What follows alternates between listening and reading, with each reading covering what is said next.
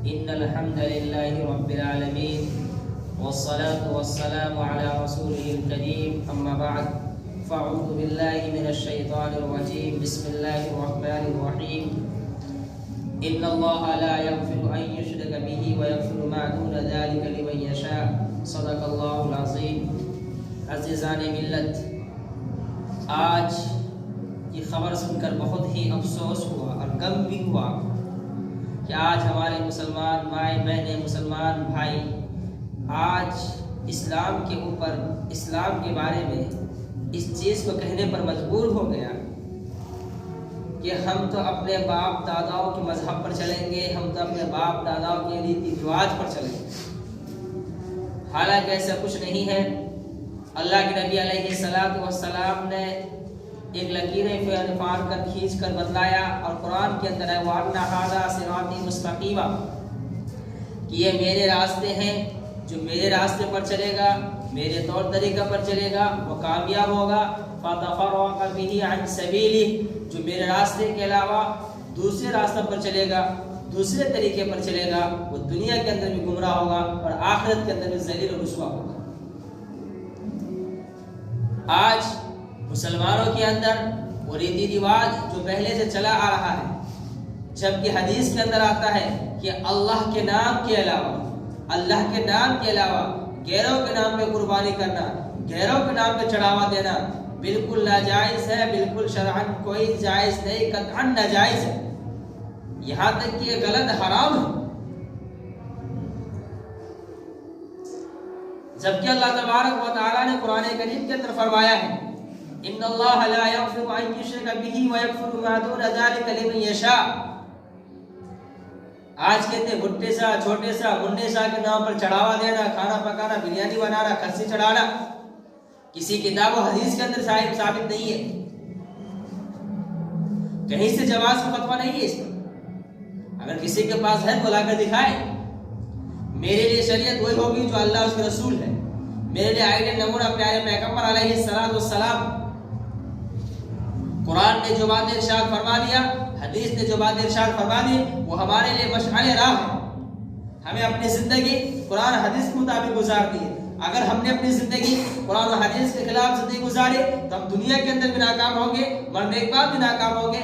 ہمارے لیے نہ ہمارے باپ دادا کو شریعت ہے، نہ ہمارے پرکھ شریعت ہے، ہمارے لیے ہمارے نبی شریعت ہے. اللہ تبارک و تعالیٰ نے قرآن کریم کے اندر ارشاد فرما دیا کہ جو اللہ کے ساتھ کسی کو شریک ٹھہرائے گا، اللہ تبارک و تعالیٰ سب کی مغفرت فرما دے گا، چاہے وہ زانی ہو، زناکار ہو، شرابی ہو، قواری، کچھ بھی ہو. لیکن اگر اللہ کے ساتھ کسی کو شریک کرتا ہے، اللہ کے ساتھ کسی کو سازی مانتا ہے، اللہ کے ساتھ کسی کے نام کے اوپر چڑھاوا کرتا ہے اور اللہ کے ساتھ اس کو شریک مانتا ہے، اللہ تبارک و تعالیٰ مشرک کی شرک کرنے والوں کو مغفرت نہیں فرمائے. اور یہ آیت قرآن کے اندر دو مرتبہ آئی اور دونوں ایک ہی پارے کے اندر آئے. بہت ہی افسوس کی بات ہے آج مسلمان یہ کہنے پر مجبور ہو گئے کہ مولوی صاحب ہماری شریعت اپنی جگہ، لیکن ہمارے باپ دادا نے کیوں کیا؟ فلاں گاؤں مولوی ملا کرتے. میرے دوست اگر کوئی حقیقی مولوی ملا ہوگا اس کام کو کرے گا ہی نہیں. جنہیں اگر پیٹ کا مسئلہ ہوگا تو ضرور کرے گا اس کام. ہمارے لیے میں بارہا کہتا ہوں، ہمارے لیے شریعت وہی ہے جو اللہ اس کے رسول نے فرمایا. اس کے علاوہ کوئی چاہے کوئی منڈے شاہ ہو، چھٹے شاہ ہو، کوئی عالم ہو، علماء ہو، حبا ہو، جبا ہو، قادری، فلانی ہو، دیوبندی ہو، کوئی بھی ہو، ہمارے لیے کوئی شریعت نہیں. ہمارے لیے شریعت ہمارے پیغمبر علیہ الصلوۃ والسلام کی ذات ہے، قرآن کی ذات ہے، قرآن ہے، حدیث ہے، اللہ کے نبی کی ذات ہے. صرف قربانی اور ذبیحہ اللہ کے نام پہ ہوگا، اس کے علاوہ کوئی جائز نہیں. ایک چیز مسئلے کے اندر یہ آتی ہے، اگر کوئی آدمی نے غیروں کے نام پہ قربانی مانگ لیا، کوئی آدمی نے مزاروں کے لیے مانگ لیا، کوئی آدمی یہ کہہ دیا کہ مجھے بچہ بیٹا ہوگا تو ناچ نچوا دیں گے، مجھے بیٹا ہوگا تو فلاں قبر میں جا کے چادریں چڑھوا دیں گے، یا وہاں جا کے بریانی کھانے پلاؤ پکا لیں گے.